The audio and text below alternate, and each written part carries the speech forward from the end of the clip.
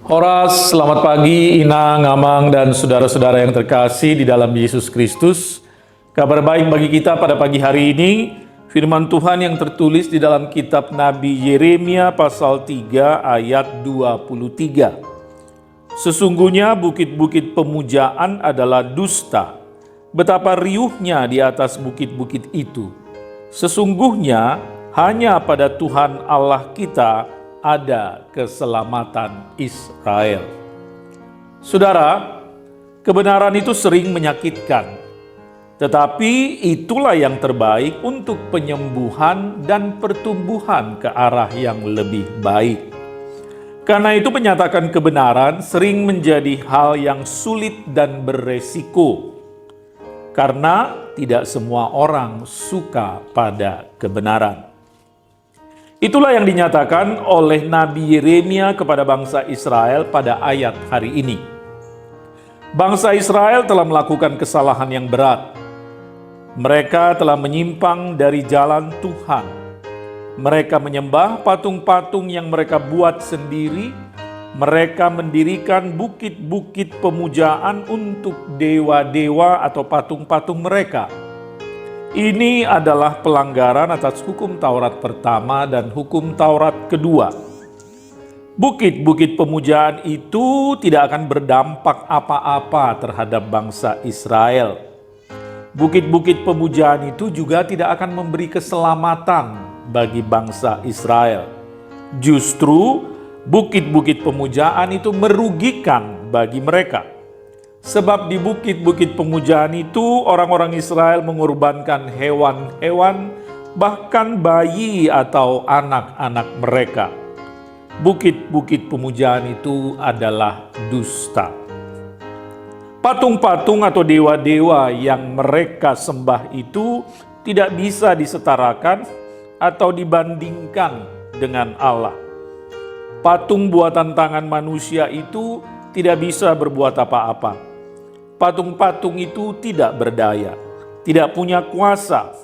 Karena itu, kurban-kurban yang mereka persembahkan di bukit-bukit pemujaan itu pun tidak ada gunanya. Inilah kebenaran yang disampaikan oleh Yeremia kepada bangsa Israel. Saudara, di dalam hidup kita sebagai orang Kristen, tentu kita tidak menyembah patung-patung. Kita juga tentu tidak menyembah dewa-dewa. Kita menyembah Allah Bapa kita di dalam Yesus Kristus, Tuhan dan Juru Selamat kita. Tetapi saudara, sadar atau tidak, kita mungkin pernah menduakan Tuhan.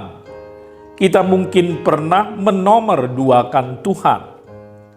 Pekerjaan, uang, materi, hobi, atau benda seperti gadget, kita tempatkan di tempat yang utama, menjadi nomor satu di dalam hidup kita. Sementara Tuhan kita tempatkan di nomor 2 atau bahkan nomor yang kesekian. Padahal pekerjaan, uang, materi, hobi, dan gadget tidak dapat menyelamatkan kita. Saudara, benda-benda buatan tangan manusia dibuat untuk menjadi alat, menjadi sarana, bukan menjadi tujuan. Uang juga adalah alat untuk dipakai mencapai tujuan. Ritual dan ibadah adalah sarana kita untuk berhubungan, berinteraksi dengan Tuhan. Ritual dan ibadah tidaklah menyelamatkan. Agama juga tidak menyelamatkan.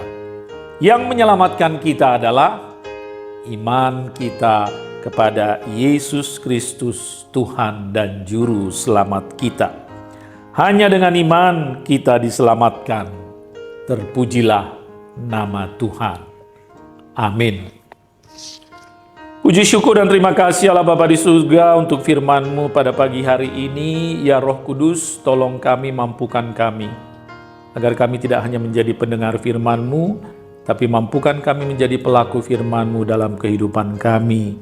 Tuhan, ampuni kami kalau sering sadar ataupun tidak sadar, kami menempatkan hal-hal lain dalam hidup kami menjadi yang utama, menjadi nomor satu.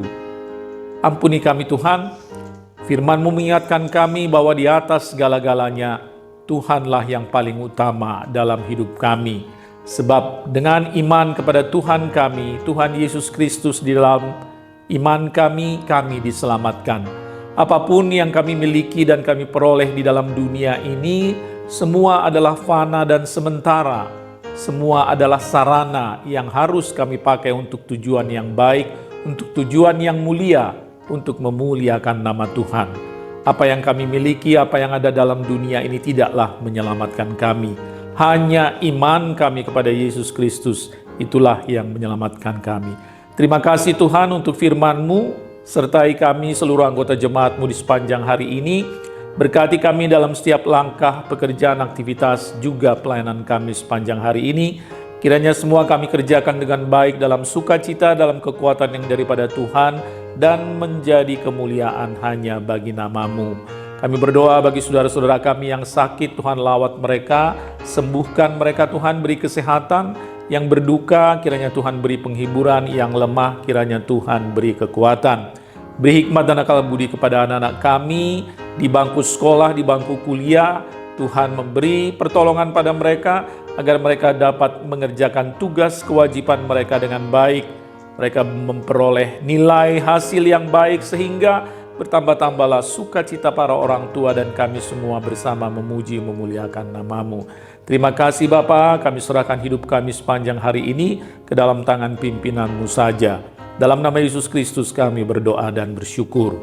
Anugerah dari Tuhan kita Yesus Kristus, kasih setia Allah Bapa dan persekutuan Roh Kudus menyertai saudara sekalian. Amin.